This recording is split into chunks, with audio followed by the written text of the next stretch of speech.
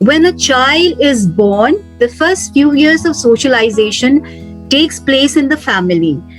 And a child, by observing, by seeing what is in front of him, especially the parents, and if it is a joint family, seeing the grandparents, the child will look at the relationship between his or her parents and would observe and learn through the relationship which is between the parents or the grandparents. Likewise, after the early years of socialization, the child goes to school at around 3 plus or 4 plus. And when he or she goes to the school, the way the teacher is in the class, the way the teacher treats the students, the way the teacher uses her words or his words, consciously and unconsciously as well, from the behavior of the teachers, the child learns that this is what is an appropriate behavior.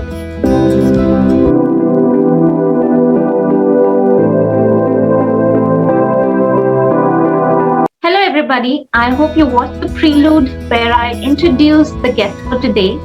My guest is Dr. Grace Don Nemching. She's currently working as a faculty in Ogino and she has been in the teaching field for more than 17 years. So she's the right person to answer some of the questions that have been worrying me.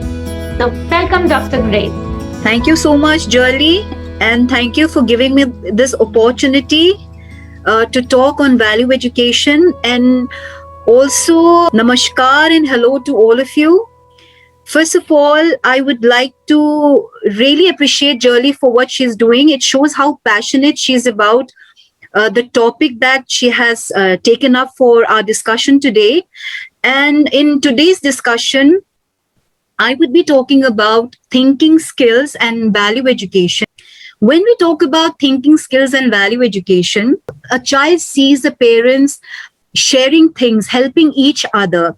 Then the child will think that, yes, this is a behavior which I will follow, and it helps the child in his future relationship. If the viewers have watched the prelude to this video, you might have come across this idea of why thinking skills need to be introduced in schools during value education classes. The reason that was discussed was that children are influenced by their circumstances and they don't really learn their lessons. They don't really think about incorporating their moral value lessons in life. Rather, they just follow whatever they see their parents doing or whatever their teachers doing, as you've just said just now. So in this context, like if they just learn moral values, it's lost on them. So there has to be something else that helps them to counter the circumstances that they have. For example, if they have a negative circumstance, if they have a father or a mother who scolds very frequently or who kind of puts down the child as stupid. I mean, if some parent just says that you're stupid or how come you don't know this? Anybody would have known this. So that kind of put down words, criticism which is unwanted or undeserved, where some character attack is given. So in such situations, the child has to still come above it. The child should not take that as the final word on who they are. So in such a situation, there's something that needs to come of help. And that is the ability to distinguish somebody's opinion from what is a fact. And how do they discover the real facts about themselves? In most cases, skills like, in terms of thinking skills like creativity, critical thinking are very important aspects of growing up. In education today, in our system today, we have what is called rote learning, which is, okay, तुमने पढ़ लिया one chapter, इसको memorize करो, इसको by heart करो, and at the end of the year, you give exam. We should go beyond what is called rote learning. We should encourage children to have what is called critical thinking and creative thinking. It should not be just, confining children in the four walls of their home or in the four walls of their classroom. Teachers, especially, because a child spends more than 10 years of his or her life in the surroundings of a school, in a classroom. So one can develop creative and critical thinking, especially in schools. So when we talk about thinking skills, it is very important that this aspect of thinking skills is developed during the early years of a child's life. And it is very important to instill thinking skills in children, because what you see during the early years of your childhood is what makes you a good moral person. So it is very important that thinking skills is instilled from the first few years of a child's life. So that kind of training, in what way can it be given? Is there some example of how they can develop this way to distinguish fact from opinion? When we talk about values in terms of thinking skills, the child should not learn values only with regard to, what is there in the books or what has been taught in the class. The teacher teaches a moral class lesson and says, okay, this is the moral science class or value education class. Now you read this, you by heart it, and you prepare this for an exam. This is only one aspect of it. When you teach value education, when you teach morals in the class, it is very important that the teacher encourages to practice those values, those morals which are taught in the class. If you want to instill values to your children or to your child, it does not mean that I am a parent and I have 100%, I have the right to teach values to my children. I myself have to also start.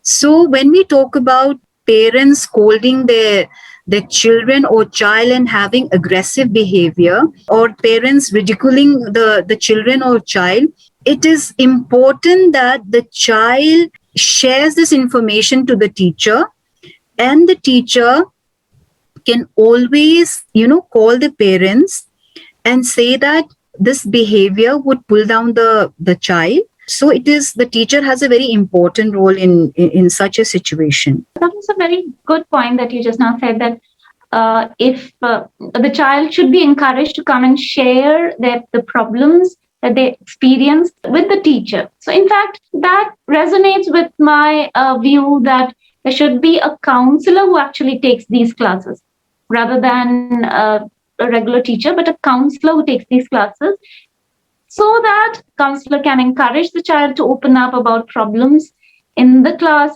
If it is something related to what has been taught in class, let's say honesty or about interacting with others or appreciating others. So when it's something related to that, the child can be encouraged to talk about whatever has happened at home. And then that could lead again to counseling sessions with parents. I guess that's you've given me exactly what I was looking for. The other aspect is, even while teaching the topic as a story, let's say, would it require just, a last one-liner of, okay, so this is the lesson you learn. So from this, you learn that you should do this and not do that. So is that enough, or should there be some elaboration in a way that the child can exercise his own sense of, his own thinking skills, it's the analysis, or he can do some independent thinking, looking out of the box, thinking it from different angles, from angles of the different participants in the talk. Like, why has this person A said this, and is it a fact or is it an opinion? Why has person B said this? Should he accept it as a fact, or should he or she analyze it as an opinion? That kind of further elaboration is needed. Definitely, you are right when when we teach a particular moral lesson, like you said, we should not leave it with just moral, like, slow and steady wins the race, and so on and so forth. Just giving a moral science class with just one moral lesson will not be enough, because students will just take the lesson to get marks. मुझे इतना marks मिलना चाहिए, मुझे pass होना चाहिए. This is not enough. So what one can do, my opinion is, when you teach a value education class, when you teach a moral science class, there are lot many other things which you can, you mentioned thinking out of the box. Thinking skill, part of thinking skill is creative thinking, that is thinking out of the box. Teacher can organize dramas, they can organize plays. Teachers can organize what is called, health camps in the school, or they can organize a charity event where students will bring some eatables or something prepared, and they could call children who are poor and needy, to tell them that this is what has been taught in the class and this is how you do it. So that if it can go hand in hand, like you have to teach a certain lesson in class because yes, you have to complete the syllabus, but beyond that you can actually practice those moral lessons by, like I said, dramas, through role plays, or organizing charity event in the schools, or through organizing health camps, and so on and so forth. So moral lessons should not just stay inside the classroom and just for marks. Okay, that was great. That's exactly what I was hoping to get from your understanding of classroom scenario in a value education class. Yes, role play, drama, all that would be great, I guess. Like if they can enact some, maybe they could be asked to, enact a circumstance from their home. Something that happened at home, they could be asked to enact it. And when they enact it, the teacher can clearly understand if there is a problem at home where the child may be thinking in a wrong way.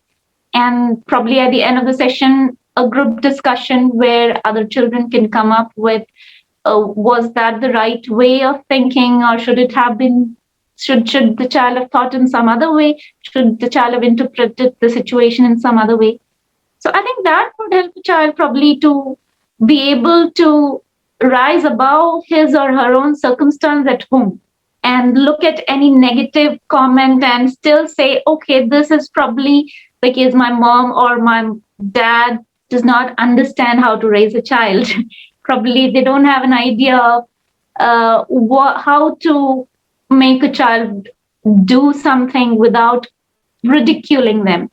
So probably that kind of clarity and understanding would slowly develop in them if they have such role plays and assessments. I think that would be great. Yes. You've said something about health camps. That was not very clear to me. Could you explain that? Since you've been designing the program for value education, so does this aspect come into that, or is it separate from that? We, in my program, which is in Diploma in Value Education, we will be touching upon a topic which is on, this particular aspect, which is on health and well-being. Isme, we will be talking about some aspects of it. Okay, so I never thought this was part of it. So that's great. Yeah, I think that determines a lot the well-being of a child. When we talk about girls especially, there are certain taboos abhi bhi in the society, hamare samaj mein, when it comes to girls. Schools can organize health camps, mainly focusing on girls, boys also, in terms of there would be certain stages of development in their life cycle. When a girl starts puberty, or when there are certain things which she may not understand, her parents does not tells her much because it's still a taboo. So organizing health camps would be very helpful. A child would think that yes, this is the issue that I will be going through or I am going through. It is very important. So this is what I meant by health camps. I think in this context, those health camps would help them to develop self-esteem, self-acceptance. And like if they have any kind of thing that bothers them at home, probably they'll be able to share in these health camps related to their body. Very true, Jolly. Health camp, or we should also stress importance on what is called sex education, where you teach children what is inappropriate touching. At times, a child without anyone knowing could be abused at home. So when a child is given sex education, when a child is taught these are inappropriate touching, this is not to be done by any other. If somebody touch you in the this and this, so the child thinks ki, okay, this is bad, this should not be done, and he or she can relate to what is being taught in during this classes.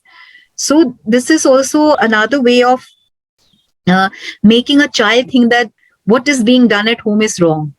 But then, if a circumstance, like if any such circumstance exists at home, in our country, there is no kind of escape from it, I guess. I don't know. Can they get out of their home? Can they live with someone else or something? Or what are the steps usually taken at school if something like that happens? You are. This is a very difficult question for me to answer. Yes, it is. You and me can talk, sitting comfortably, but you are so right, because our society is still so patriarchal. A child would fear sharing something of something so sensitive, or the person to whom she or he may run to, that is the mother, to please the husband, to please the father, will ignore it. She may not actually encourage it, but not even stop it. So it is Jolly, it's a very difficult question, but isme what we can do, what the school can do is like, and you are very right when you say you should appoint a counselor during assemblies, or during your moral, your value education class. During these classes, if the teacher gives an example of what is wrong in the household, then the child may have the courage to approach the teacher or the counselor. But this, the percentage of children approaching a counselor, because the child will fear that if I complain this, I will be beaten up, I will not be sent to school, I'll be locked in the room, I'll be punished, so on and so many other things. So theoretically, yes, it is very easy for me to say ye hona chahiye, wo hona chahiye, but in practical, I don't know how. I'm also in a dilemma, because you and me, we have had values which were instilled in us, and we instill the values in our children. We are fortunate enough to be, brought up in a surrounding where our parents have instilled values in us. But what about the majority of the others, especially children who come from poor background, who are, it's a very difficult question for me to answer. Actually, that is why we were, like in my previous talk with another friend of mine, we were thinking about the importance of teaching, giving parents the training, future parents, that is at college level, there should be a kind of value education again, where they learn to respect children, and they learn, they kind of, again, thinking skills, they kind of are able to think and imagine if when they were a child, would they have been able to tolerate it? Maybe they could go through that process of a child who undergoes abuse, and they could understand that this is not something they would ever want to do to a child when they have one of their own. That kind of, again, a kind of thinking skill where you can put yourself in the position of your own child and not do something that can destroy their whole life, in fact. So again, teaching values to parents, like future parents at college level, is vitally important. Again, I come back, we always, whatever talk even if I'm talking about school level, it always comes back to teaching parents again. To an extent, circumstances, they are the kings. You cannot really escape certain kind of circumstances. You cannot run away from your home and live somewhere else. So you just have your parents, you just need your parents to be really great. So again, teaching parents some kind of value education. What do you think about that? Absolutely. Like I said, because in the early years of a child's life, the role model is the parents.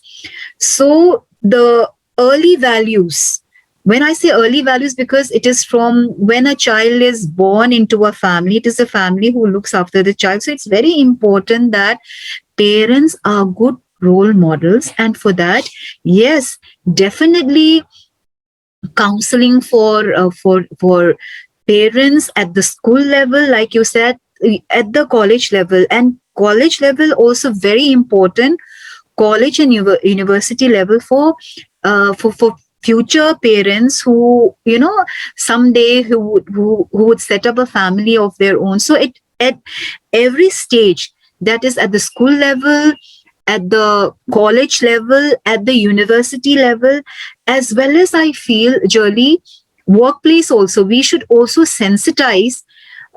Men should be sensitized at the workplace. Like I said, it is a patriarchal society. If we don't change the mindset, our mindset, especially men, should be sensitized. All these stages, I feel, at the school level, college level, university level, at the workplace, is also very important, especially for parents, because like you said, you have to stay with your family. You cannot leave your parents. They are the ones who look after you till you are financially independent. You have to come back home. How will you can't just get angry at the parents and say that I'm going to leave one day. How will you support yourself if you're not financially independent? You need a roof above your head. So very, very important that parents should also be, taught that these are the values that you should instill, and you start with yourself, the parents. Yes, exactly. So we've come to a kind of conclusion that we need to teach thinking skills, analysis, along with values, not only at school level, but across different kind of settings at college level, university level, workplaces. So it is important we understand it. But then why is there a complacency? Like, it's understood. I think any person with sufficient thinking skills would know that it is essential to have such kind of classes at schools and colleges. Why is it not happening? Skills are not given. Basic, just some kind of story, just to do a work. It's shoved away like that. But to give it in a way that is actually effective, that's not done. And I think there's some kind of complacency on that. There's some kind of casual attitude. I don't know. Is people's feelings, people's happiness, people's well-being, is it not important? Why do you think that governments don't do something about this?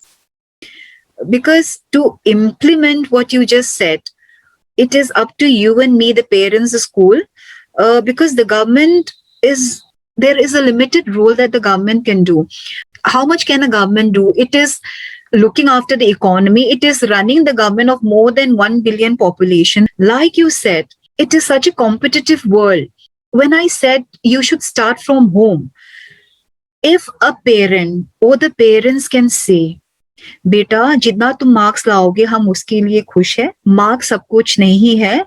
If एक moral boosting, agar if you could give this to a child, the child will think कि my parents love me for who I am, not because I get 100 out of 100 or 90 out of 100. So this competitiveness, the rat race that we are in, agar if we could, give some time to think that unconsciously we are harming a child by asking him or her to get into IIT, into IIMs, or be a doctor, or be so on, and ye bano. So I think it should start with us. We should be able to make the child think that he or she is loved. When you apply this, then when the child thinks that, yes, my parents love me in spite of, my parents love me for who I am, then main bata rahi hu, I am telling you, you don't have to pressure him or her so much to get certain marks, because if you give love, if you understand, the child will think that, yes, that my parents love me and I will achieve something. So I think that is very important for parents. For parents, like for me also, because I am a parent. So I should not weigh everything in marks. They are, children are so different. Like one of my child may be very creative. She is good in dance. She is good. The other may be good in studies. So it is up to the, that is why we come back to the parents. Parents are so important. Parents are the ones who can make or break a child's life. If I could use that word. Yeah, right. You made two very valid points. One is that this complacency is certainly because money is given importance, career is given importance, well-being is actually not given importance. It's given a back seat. So that is it. But if it is given the front seat, certainly money will come rolling on its own, because they'll have that self-confidence, they have that self-belief that will help them to achieve whatever career they want to achieve, whatever they want to follow. And again, the next point that you made was how parents themselves have to bring about this change. Government is not gonna, bring in well-being to front center stage. Again, they're also bothered about the economy and money. So it is for us individuals, for you and me, for people to put the pressure that well-being is important to us.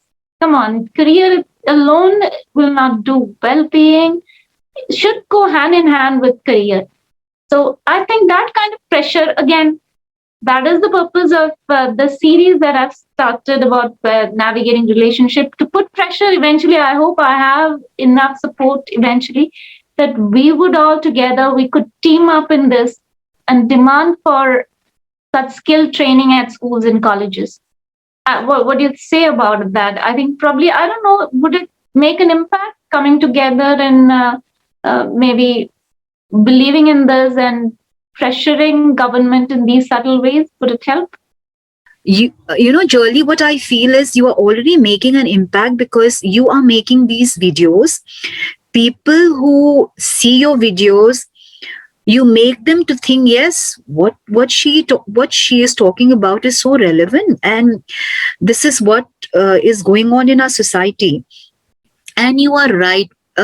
So like you said, even if we form a small discussion group, even if we form a small WhatsApp group, or it could be, organizing maybe a Zoom meeting once a month of like-minded parents, we would start with, small drops in the ocean, and, it would definitely catch up and catch on. But we should start somewhere. Like you have already started somewhere when you started your videos on navigating relationship.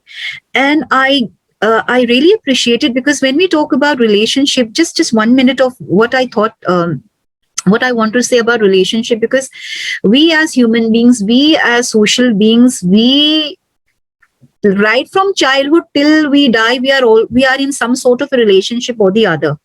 Like a child in relationship with his or her parents, then the relationship between siblings, the relationship between a boy and a girl, boyfriend, girlfriend, a wife and husband, in-laws, and so on and so forth. So by talking about how important it is to navigate relationship, you have already started somewhere. So I think we should continue this in small measures.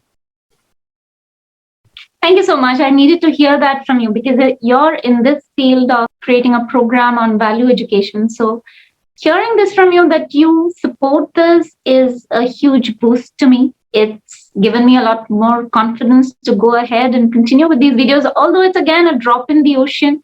But now the drop is a little bit bigger because of your support in this. So thank you so much for this valuable discussion that I've had with you. And I really hope your words would inspire more people to join this movement to bring navigating relationship skills training in schools and colleges. Thank you so much, Dr. Grace. Thank you, Jolly, for this very important discussion. It was a pleasure to be part of this discussion. Best of luck.